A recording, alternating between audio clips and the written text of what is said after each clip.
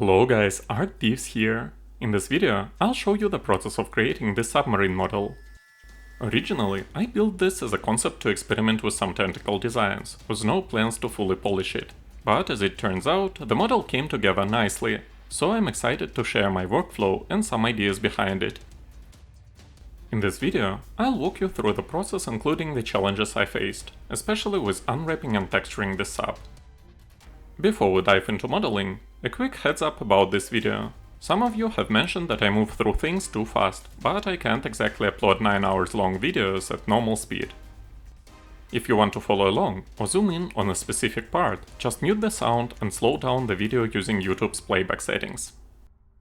Also, this video is on a longer side, so I won't be narrating every second. I've broken it into sections with a table of contents you can find in the video description and in the comment section below. I'll narrate the start of each section to explain what I'm doing. If you find this content helpful, be my guest and subscribe to my channel for more stylized videos like this. Alright, let's jump in. Since I wasn't polishing this model, I've used 2 sets of 4K Razo UV maps, which, let's be honest, is a massive overkill for a non-hero asset like this one. If I were prepping this for a game, I'd probably take it into ZBrush for a sculpting pass, or add external polygon layers as decals like the Star Citizen team does for their spaceships, to optimize texture space. I'd also do a manual retopology pass to clean things up. My tentacle idea was sparkled by Todd D's a killer 2-year-old tentacle tutorial. Go check it out, it's awesome and I'm not trying to redo his work, full credit to him. I tweaked his approach for my submarine, ditching ZBrush completely and slashing the polycount as much as I could to keep things lean. Modeling tentacles is all about handling those tricky cylindrical intersections, which almost always send the polycount through the roof. Each tentacle I crafted hits around 3k polys. Even with a pretty low side count, drop it lower and you're risking some nasty shading issues. You also can't skimp on support edges since they are crucial for smooth bending, and we definitely want those tentacles to flex naturally. If you are stuck with a tight polycount cap, you might want to consider scraping the tentacles altogether to keep things manageable. Tentacles need to bend a ton, so they've got to be pretty long, which spikes the polycount like crazy. When it comes to unwrapping, you'll hit some tough questions. Should you unwrap just one tentacle and have the rest share its UVs?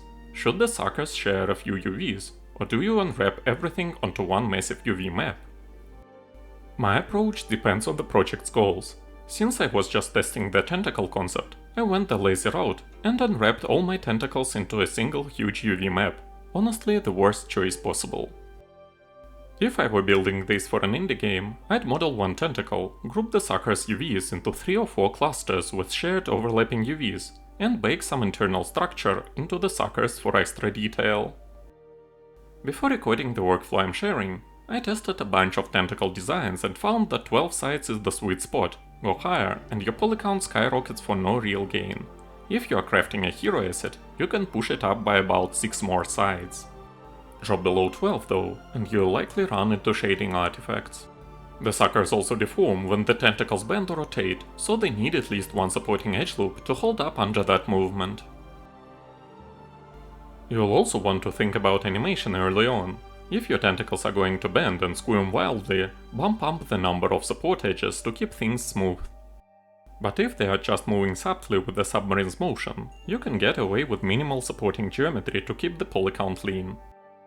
Here's how I tackle modeling tentacles. I start by crafting a single segment with 2 suckers, keeping the polycount low with a modest number of sides. To add some variety, I make one sucker smaller than the other. You can also experiment with sucker placement, angles, shapes and side count. 8 sides is a solid starting point. If you plan to bake a turbosmoothed version onto your low poly model, ensure all trees and angons are cleaned up. Once I'm happy with the segment, I duplicate it multiple times and merge them into a straight tentacle. Then I apply the FFD modifier to shape its curve, ensuring that suckers maintain consistent dimensions while gradually scaling down their overall size. Finally, we can attach the tentacles to the submarine and control them using a bone system, or keep them as separate objects, animating their movement with splines and a pass deform modifier. If you choose to collapse the modifier, make sure to use the collapse 2 setting for a clean result. Like most models I upload to YouTube, This one was created without a reference image, purely as an improvisation. I decided to combine a simplified Kraken-inspired head with a standard stylized submarine and add tanks on its sides, which I ultimately did.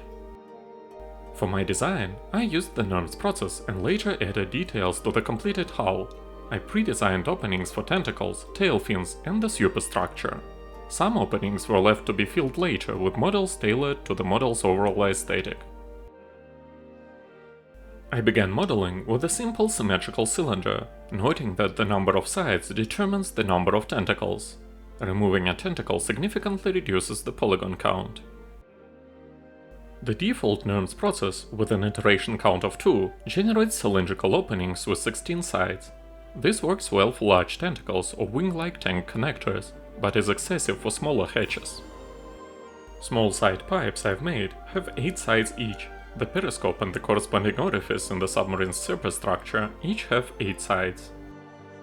Upon reflection, adding a central reach to the submarine would allow us to texture just one side, saving significant UV space. However, this approach isn't ideal for hero assets. In my opinion, a well-crafted model should convey its narrative through at least 6 distinct viewing angles. While I value this standard, I haven't yet reached this level of execution in my own work. I used the initial cylinder to form the rest of the hull and create all necessary openings. It's straightforward to plan 16-sided holes at this stage, but adding orifices manually later can be complex.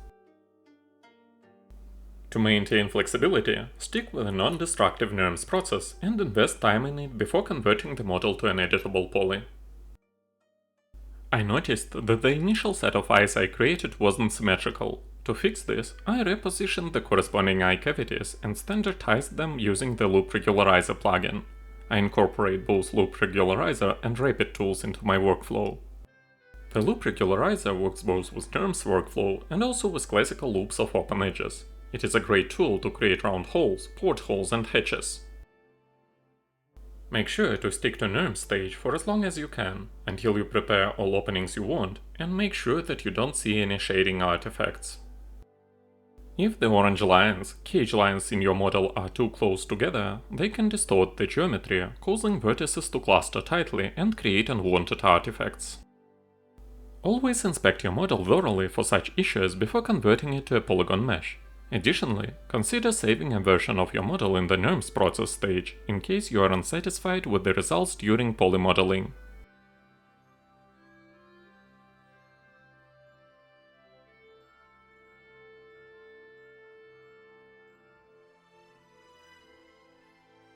After I convert my model to an editable poly, I trim down its poly count. I remove some unnecessary support edges and insert my own, using the Insert Edge Loop tool while holding the Shift key. This workflow isn't ideal. For a polished submarine, I'd perform a manual retopology pass. Some openings, particularly those on top of the head and the Kraken's chin, or equivalent, have excessive sides, which is suboptimal. General symmetry can't be applied here due to subtle, unique details at the tentacle attachment points. This requires meticulous work on both sides of the submarine. If you want to use symmetry, isolate a specific part of the model, mirror it, and reattach it, ensuring that vertices are welded correctly. Remember to keep your polygons as close to square shape as possible. Also, it is a good idea to surround each spherical opening with a loop of near-square polygons. Finally, we have a choice whether to give most of our edges a single chamfer, or keep things smooth. I stick to the second option, while also adding some technical elements that only have a single chamfer. At this stage, I begin adding basic geometry, such as superstructure supports and simple portholes, while ensuring no unnecessary trees or angons are created. Trees are acceptable, particularly on flat surfaces where they won't affect shading. In fact, they can be used to reduce the poly count of some orifices. Make sure to not chamfer some edges that are barely noticeable or don't require chamfers altogether.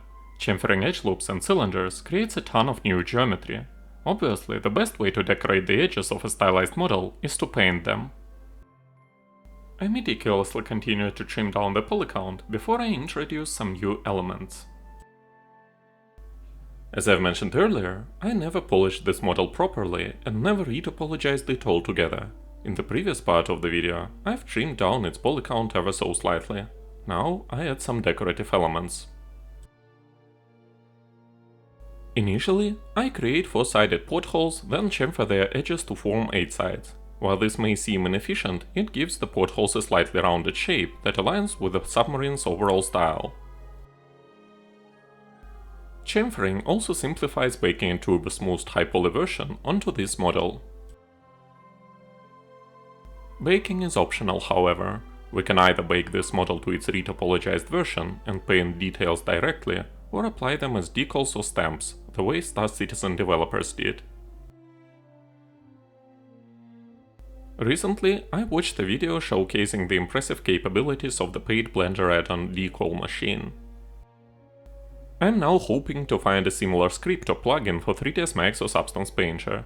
The ability to quickly bake decals and apply them to a model seems like an ideal workflow, especially for modeling enthusiasts who may not excel at hand painting. We could adopt the modified pipeline used by Star Citizen developers, but having a dedicated tool that eliminates the need to switch between programs would be an excellent solution for creating various greebles. I inspect the submarine's portholes for shading artifacts, occasionally switching to the local coordinate system to slightly adjust them along their local axis. Then I add support edges using the Insert Edge Loop tool, while holding the Shift key, allowing 3ds Max to account for existing geometry and maintain the overall polygon flow. To add supporting edge loops to a specific part of the model, disregarding its overall topology, detach the section, insert the new edge loops, and reattach the section, ensuring the vertices are welded cleanly. The narration will resume in the next part of the video.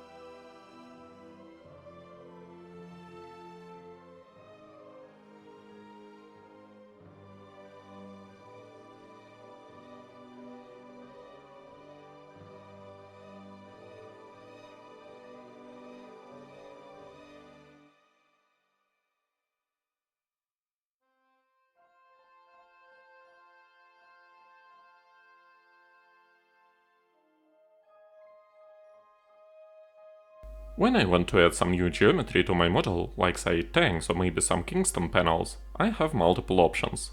First, I can move some vertices using the Edge Constraint tool. Obviously, I can simply detach the part of the model I want to modify, add some elements to it using the Propeller tool, and then attach it back after fixing its topology manually. The third option revolves around projecting some elements onto your existing geometry. To do that, I use the Rapid Tools plugin. I'm not entirely ruling out trees for this model. I'll keep a few and would rely on them more heavily if we needed to significantly reduce the poly count. When adding external elements to my model, I reset their pivot points, scale and X-form, then manually set the pivot point. I use the Select and Place tool with vertex snapping enabled. Next I switch to local coordinates and rotate the element if necessary. Positioning flat surfaces onto other flat surfaces is significantly easier. I design most of my model as a single object, but certain parts, particularly those that may be animated, are kept separate. Ensure that intersecting objects extend sufficiently to penetrate corresponding surfaces, avoiding shared surfaces with other objects to prevent Z-fighting. Flickering artifacts caused when two objects are so close that the graphics card struggles to determine which one to render on top. Note that this approach may slightly increase the poly count. However, you don't have to model everything as a single piece. Many great low poly models use strategically placed intersecting parts while maintaining efficiency. When adding new elements, such as these side tanks, you can simply bridge them to the corresponding openings. Afterwards, fine-tune the shape by manually adjusting vertices with the edge constraint function enabled. The easiest way to create 8-sided openings for smaller parts is to chamfer a single vertex. Next, subdivide the resulting surface and refine it into a circular shape using the loop regularizer script. Finally, encircle it with a loop of near square polygons. For side pipes, start with simple splines. Either use them as loft paths or extrude them with thickness. After attaching them to your model, manually optimize their polycount to keep it efficient. Keep in mind, more curves mean a higher polycount for smooth rendering. I decided to mirror the side tank and pipes to the opposite side of the model. However, since I wasn't using overlapping UVs, breaking symmetry would have been a better approach.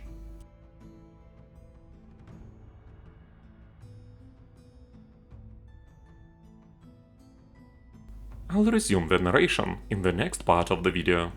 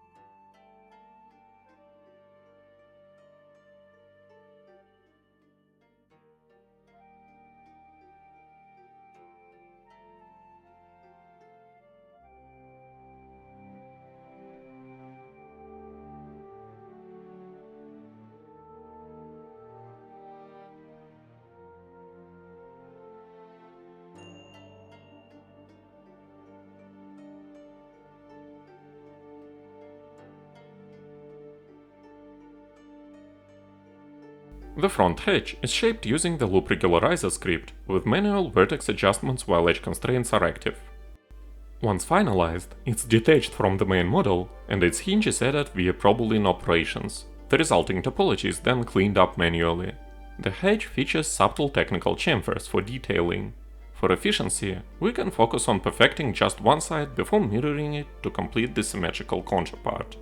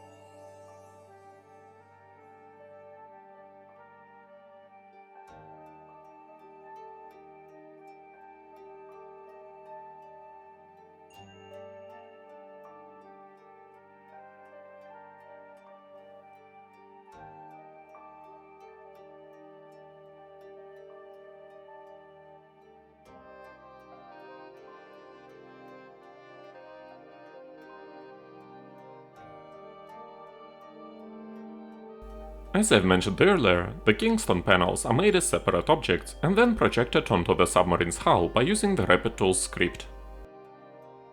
Let me remind you how to project shapes onto a curved geometry. First, model your desired shape, then create a plane positioned at its base along your working axis. Apply a skin wrap modifier to your shape, using the plane as your reference, and crucially, enable weight all points. Two key requirements. The base plane must have enough edges to adapt to the desired curvature. The projection shape needs sufficient segments to bend smoothly, too few will cause it to remain rigid. While it might seem involved, this method gives the most accurate projections compared to simpler approaches. To complete the projection, I convert the base plane to an editable poly, or collapse its modifiers. Then, using Rapid Tools Geometry tab, I select the Rapid RT Conform tool and pick my target sphere.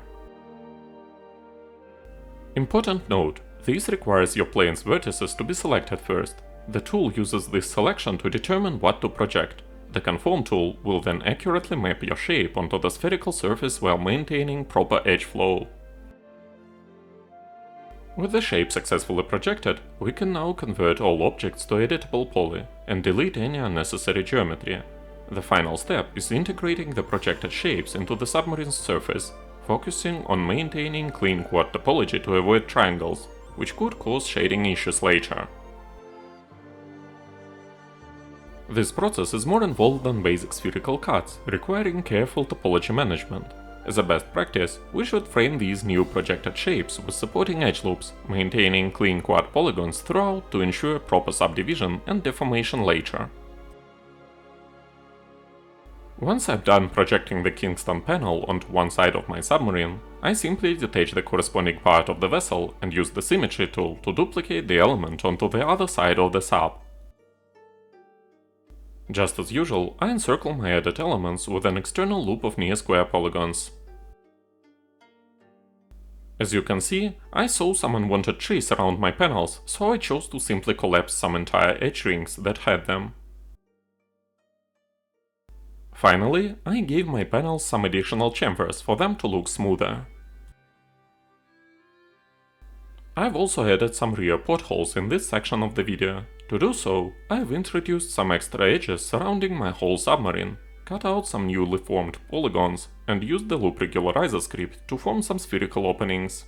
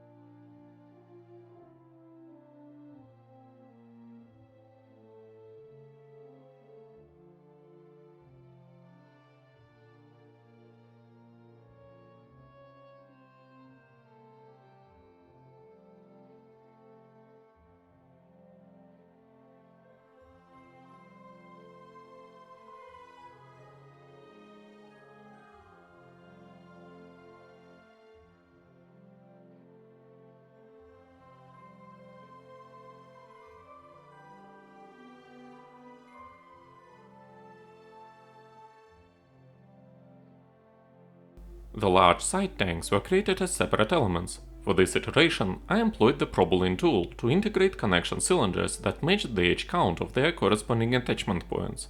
Following standard practice, I reinforced these connections with carefully placed loops of near-square polygons.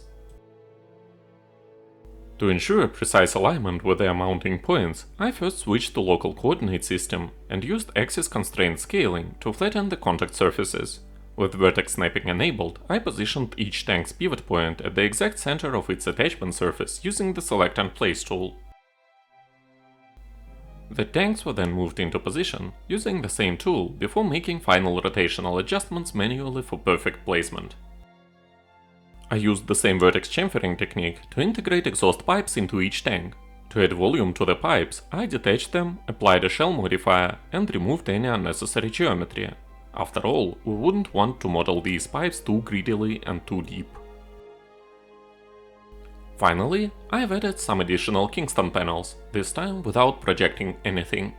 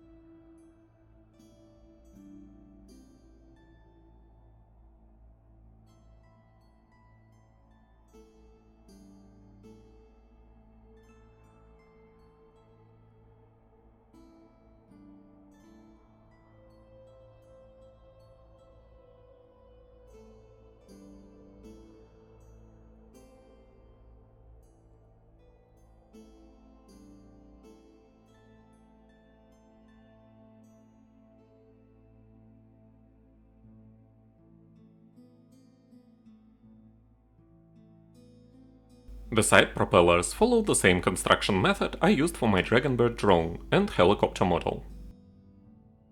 Starting with an 8-sided cylinder, I applied one iteration of NURMS to create perfect 8-sided blade openings. After hand modeling a single blade prototype, I carefully positioned it on one propeller segment. The final assembly involved duplicating this master blade 7 times, rotating each copy precisely 45 degrees to complete the propeller. To reduce the polycount at this stage, consider modeling propeller blades as simple objects that intersect the main central cylinder. This principle applies to my entire workflow. You can freely use intersecting objects and don't need to model everything as a single piece. I thought that these side propellers will be pretty massive, and also they will be visible from all sides. This is why I gave them some single chamfers. I centered the propeller on its rotation point, verified its movement by rotating it along its local axis, and then positioned it into the corresponding opening on the tank's side. For symmetry, I duplicated the propeller and placed it onto the opposite side of the model.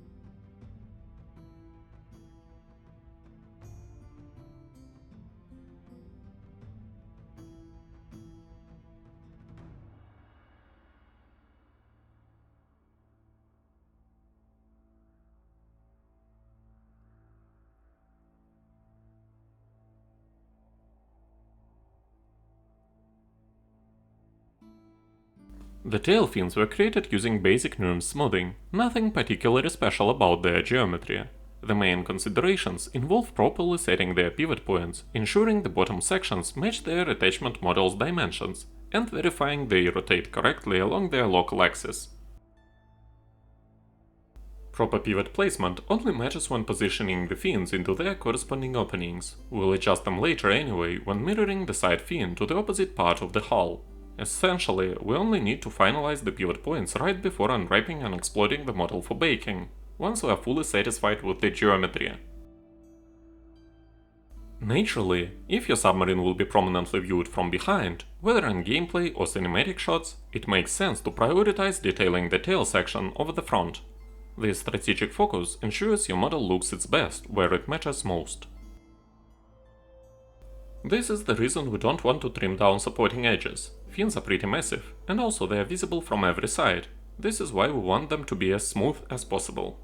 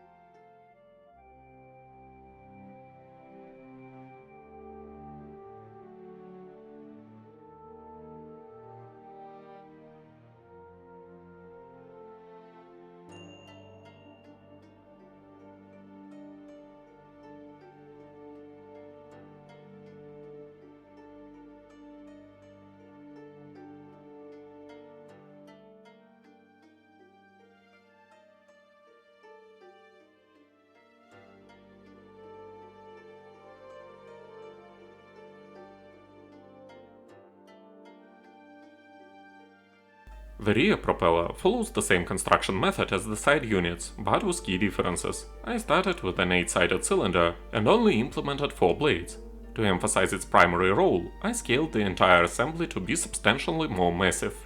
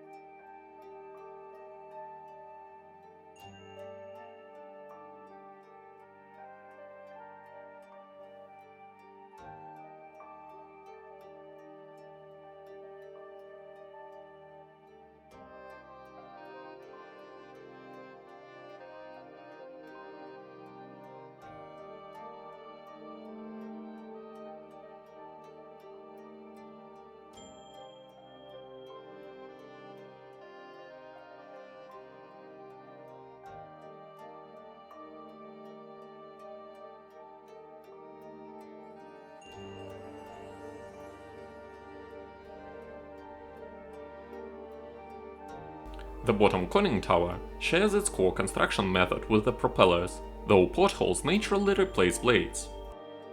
Given the 36-sided opening, a frankly excessive count that demands future retopology I never did, I built the base cylinder with 9 sides to maintain proper segmentation. The remaining workflow followed the same pattern: single chamfered portholes, optimized geometry, and a tapered FFD modified hemisphere. This entire section practically screams for a proper retopology pass. 36 sides is simply unacceptable in any sane modeling pipeline.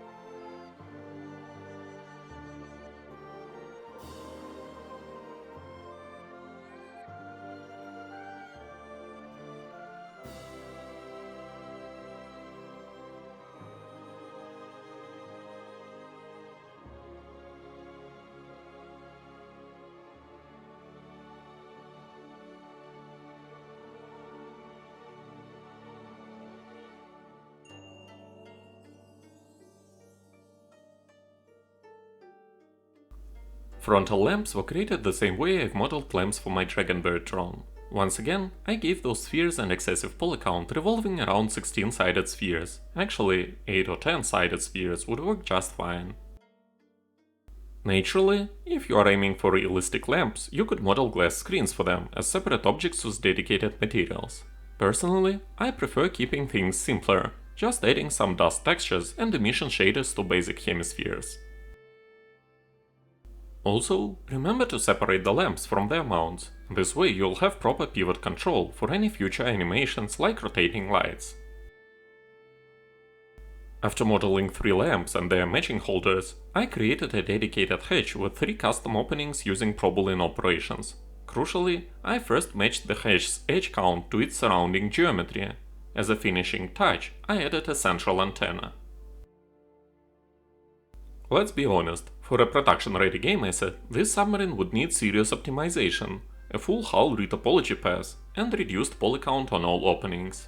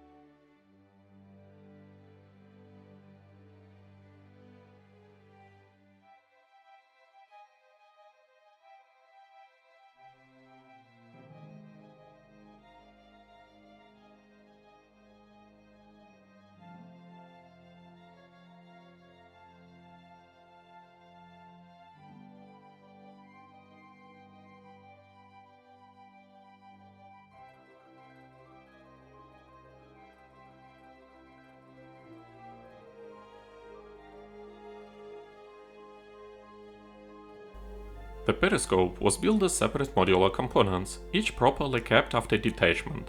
This intentional segmentation allows for future animation, enabling telescopic movement where tubes can smoothly retract into and extend from one another during vertical operation. For the Visa model, I integrated it with a central pipe using Propeller operations. All parts of the Periscope have 8 sides.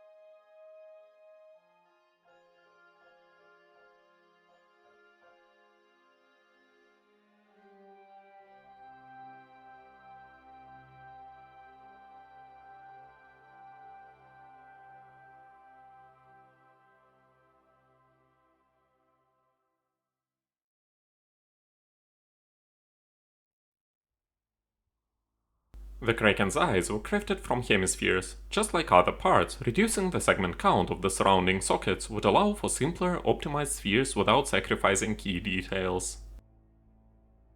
For placement, I manually adjusted the first eye's angle to achieve the right menacing look before bridging it seamlessly into the head's geometry.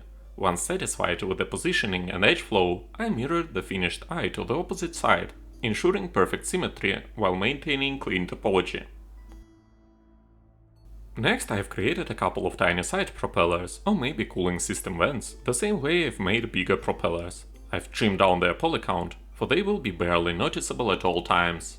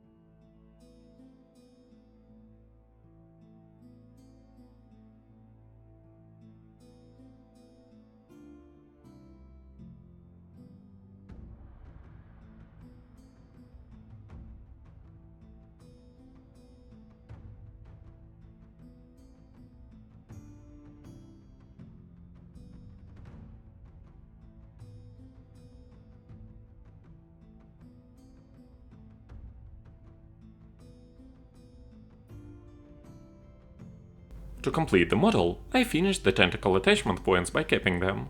Since the tentacles use 12-sided geometry while their sockets were 16-sided, I resolved this by collapsing every fourth edge on the holders and cleaning up the openings. Next, I've spherified the openings by using the loop regularizer script. Remember, you have two options at this stage: either attach the tentacles normally using a bone system to animate them later, or maintain them as separate objects controlled by splines. I went with the spline-based approach, using the Path Deform tool to achieve the shapes visible in the preview. For proper placement and animation, I first kept each tentacle at its base center and positioned all pivot points there. Then I carefully slotted each tentacle into its socket using the Select and Place tool with vertex snapping active, ensuring precise alignment.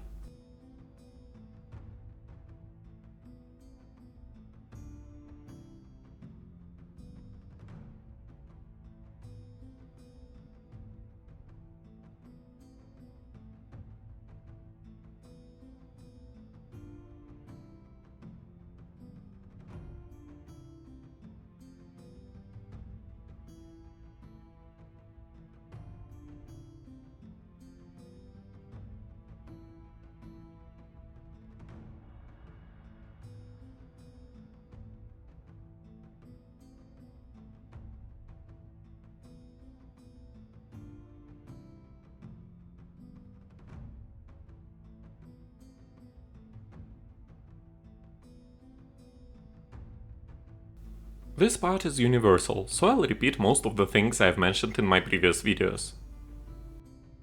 When it comes to final adjustments and checks, I group my objects, parent them to the central hull, set its pivot point to its middle, and place the whole group to 000 scene coordinates. Then I use a selection panel to scan my meshes for remaining angons. Technically, you can also remove poles and make sure there aren't many vertices that connect 6 or more edges. Next, I use the 3ds Max's X-View tool to scan my model for some overlapping or isolated vertices and open edges. Once again, I've checked the fact that my objects intersect each other properly and don't share some planes or vertices. I've also reset the scale, rotation and X-form of most elements and set their pivot points manually, remembering their proper initial rotation angles.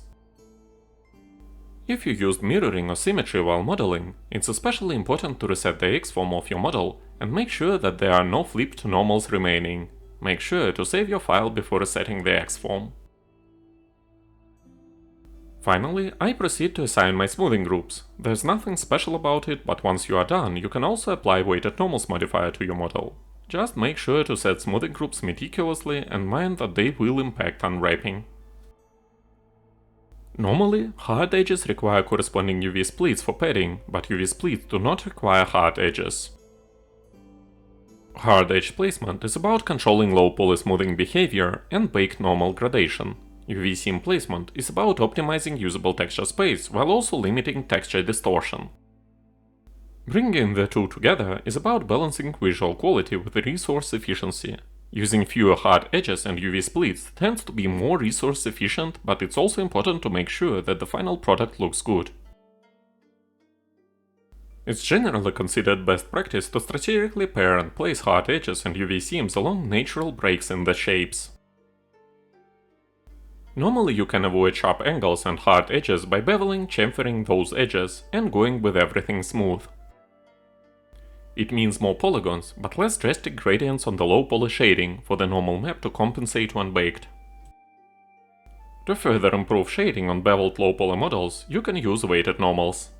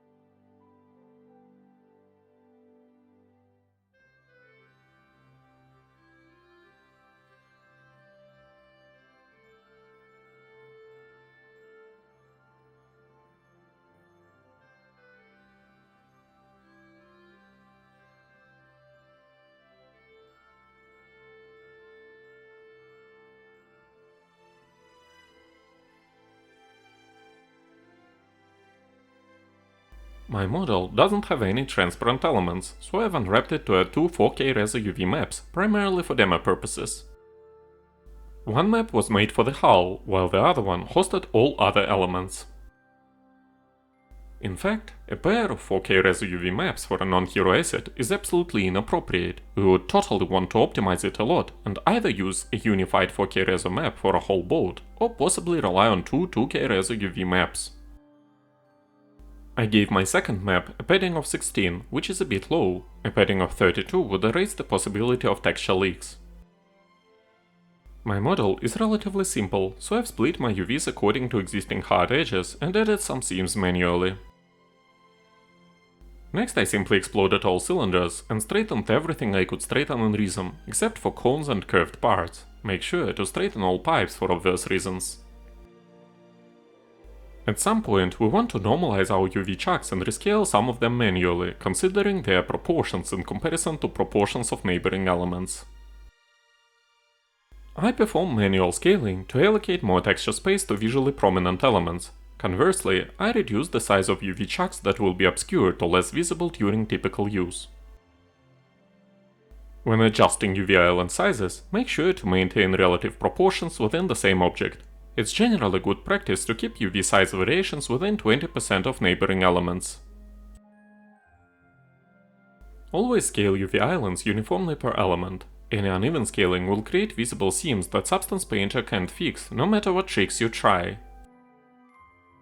The main hotkeys I use for this workflow are C for cut, LG for stack, Shift LG to stack overlapped, G for group, and Ctrl G to remove grouping. When dealing with UV map that covers details, I initially stack some of them, but only to straighten them and then group them later.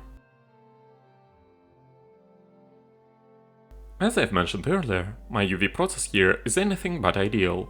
In fact, I didn't stack anything, while the proper way to unwrap this model would include stacking tentacle suckers into 3 to 4 groups, and also stacking some randomized portholes and propeller plates.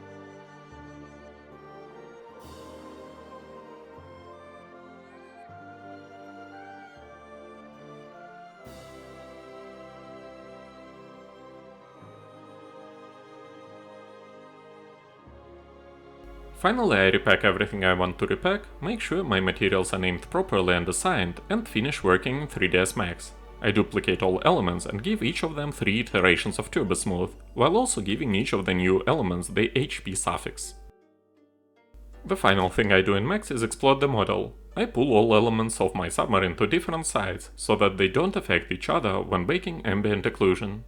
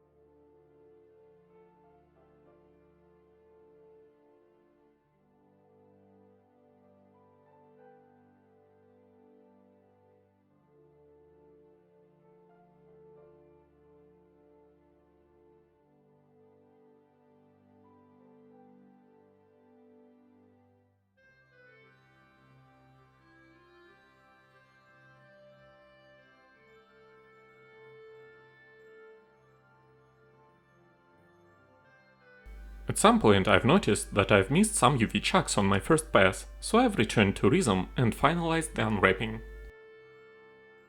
Fortunately, Substance Painter's latest version maintains all textures and brush strokes when updating UV maps, no need to restart the texturing process. This allowed me to revisit Rizom UV multiple times, to refine areas with poor texture definition, soapy blurry surfaces, before finalizing with a complete UV repack. At some point, I've also removed one tail fin and both propellers on the left side of the boat, and later duplicated them from the other side of the boat.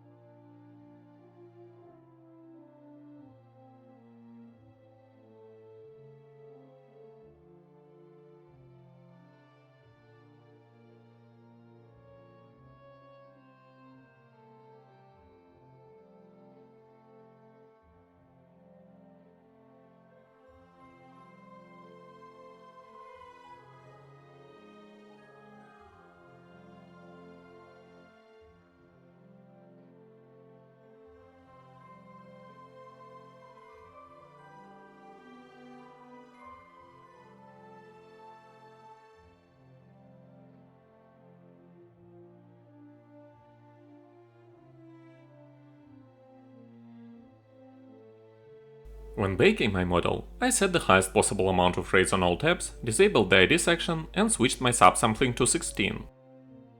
I've also made sure that there were no purple lines on my model or some red fragments.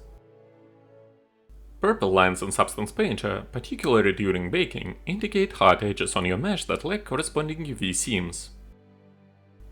This means the mesh has sharp angles defined in your 3D modeling software, but the UV layout doesn't properly separate those areas for the baking process. This can lead to artifacts like black lines or shading issues on the final texture. My texturing process went pretty lazy. We would get a maximum of this model if we actually hand painted it, but I mostly relied on some preset smart materials. First, I've applied a steel painted worn preset smart material. I've played with its roughness and set the projection method of all of its parts to triplanar. This removes most visible UV seams most of the time. Next, I've added 2 extra versions of its shiny paint layer, giving them different colors, roughness settings and Grunge's smart masks. Remember to block out your colors first and only bring them together when you see a reference image, a pre-made color palette, or your model in general. This is much easier than trying to match colors one by one. I've removed some parts of the video where I pick colors, it took me long enough. It's also much easier to use dark and dim colors if you are a beginner than to properly pick bright ones. Next, I've added 2 different versions of the same material, using them to color side tanks and various borders. Lights were made from a default plastic dusty smart material that received an extra emission channel. Make sure to paint them properly before adding emission, so that their textures stay in place should you decide to disable emission. Also, I've added dark emission channels to dust and dirt, the way they started blocking light coming from the plastic itself. Finally, I created a fixed paint layer, set all of its blending options to pass through, and used the clone stamp tool to conceal remaining visible UV seams. I've cut out this part of the video because it took me a lot of time. Make sure to rotate your environment and alter your lighting settings now and then to see how your model performs in different environments. The rivets were created by creating a height data layer, increasing its height, masking it, and unmasking it by using the Follow Along Path tool.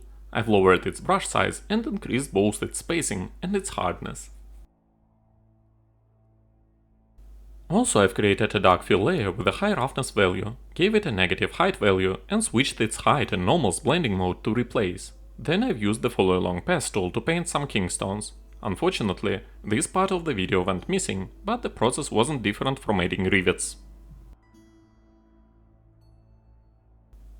Tentacles received a modified version of the Rubber Dry preset smart material. If I was polishing this model, I'd totally make them more bionic, bake them in a completely different way, and paint them properly. At this point, it is what it is. I think this covers everything I wanted to mention. Thanks for watching, guys. If my videos are of use to you, be my guest and subscribe to my channel for more stylized content. And most importantly, have a great day.